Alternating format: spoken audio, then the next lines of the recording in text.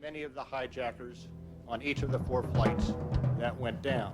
Let's look at the Lockerbie case. It took 2 years to bring indictments in that case. 2 years. In this case, in only 3 days, the FBI provided the names of all the hijackers without providing any evidence that they were actually on the flights. On the 12th of September, the Attorney General of the United States, Mr. Ashcroft, declares to the whole world that the passport of one of the hijackers had been found, a few blocks away from the ruins of Ground Zero.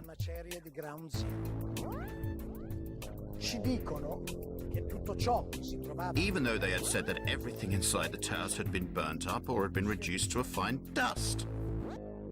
So, the steel was molten, but paper survived?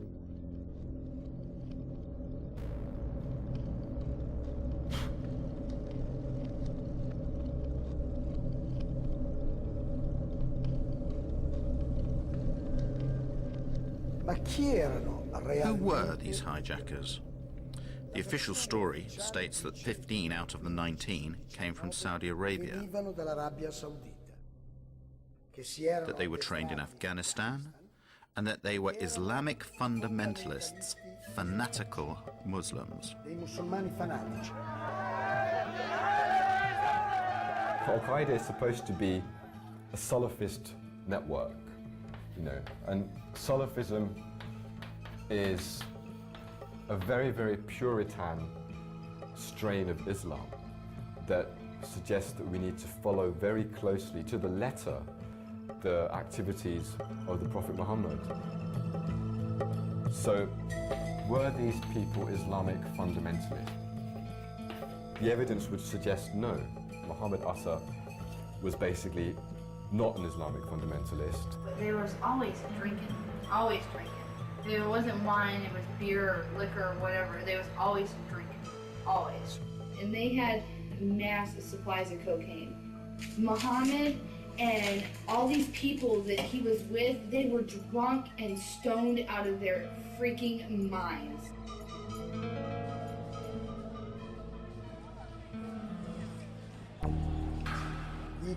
The identikits of the hijackers supplied by the FBI are truly bizarre. Each identikit corresponds to a number of persons. These persons are very different. They have different attitudes and different biographies. They live in different places, sometimes at the same moment. When you speak of Mohammed Atta, what Mohammed Atta? Is it the Mohammed Atta who was in Hamburg, Germany, being run by German intelligence? Is it that Mohammed Atta? Is it the Mohammed Atta who appears in Venice, Florida, which is a major locus for the National Security Agency, who's supposedly training at a little flight school for a little single and dual engine Cessna aircraft, and who's rooming with a man named Charlie Voss, who was a CIA pilot who ran guns into Nicaragua and cocaine out for the Central Intelligence Agency? Is it that Mohammed Atta? Is it the Mohammed Atta who spoke to his father on the 12th of September, as Newsweek reported, in an interview with his father in Cairo? Is it that Mohammed Atta? Is it the Mohammed Atta who appears in a bar called Shuckham's Bar in Hollywood, Florida, doing lines of cocaine and drunk on Stolichnaya vodka, and who, when asked to pay his bill, says, "I work for United States Airlines. You think I can't pay my bill?" And then he says, "Fuck God." This is not the behavior of an Islamic fanatic who is about to commit a suicide martyrdom operation. Prima che l'Atta che risiede ad Amburgo in Germania, according to the official version, before Atta, who lived in Hamburg, Germany, moved to the United States, his American namesake was visiting an office of the Department of Agriculture, where he spoke to an employee to request a loan of $650,000. With this loan, he wanted to rent a small aeroplane and attach a large tank of chemicals to it. Upon the refusal of the woman to give him the loan, he began to threaten her, saying he would cut her throat.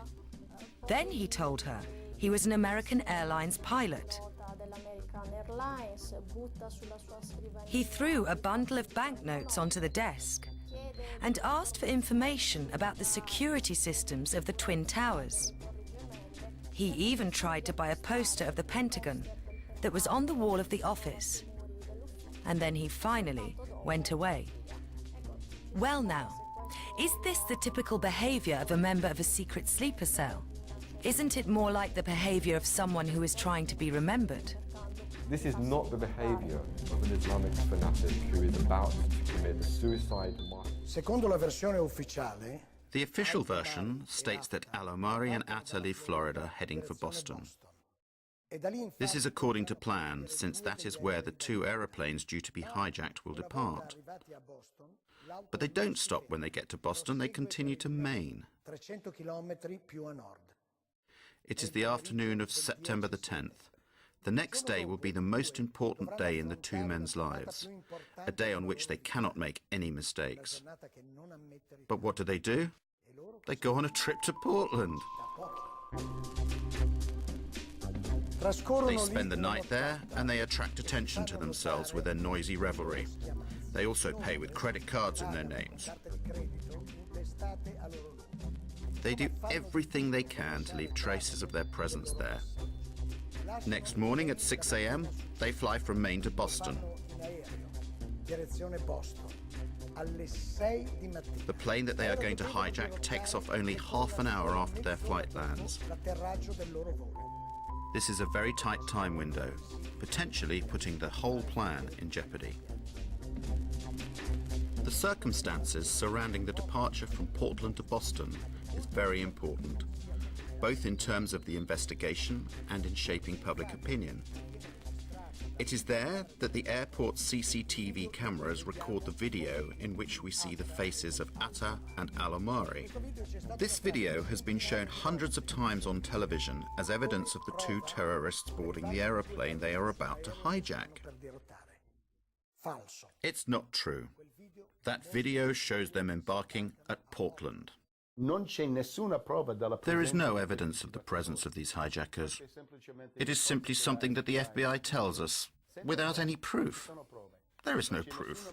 There is no way to prove the presence of any one of these patsies, these scapegoats on the planes. None at all. On September the 16th, one of the alleged hijackers of Flight 11, Abdel Aziz Al-Omari, went to the Jeddah consulate to protest his innocence to US officers. Al-Omari, a pilot from Saudi Airlines, receives an official apology from the American officers in Riyadh.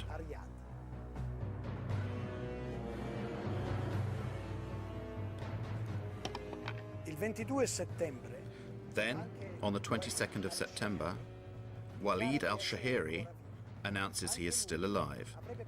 He too is supposed to have hijacked Flight 11. From his house in Casablanca, Morocco, the impertinent al-Shahiri declares his innocence. The following day, the 23rd of September, the Daily Telegraph publishes the protestations of innocence of Saeed al-Ghamdi and Ahmed al-Nami, both of them still alive and well, and pilots for Saudi Arabian Airlines.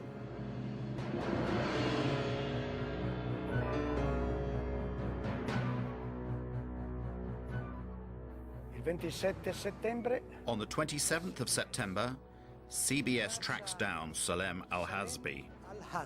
According to the FBI, he was dead after Flight 77 crashed into the Pentagon. But curiously, he persists in hanging around alive in Saudi Arabia, where he works in an oil refinery.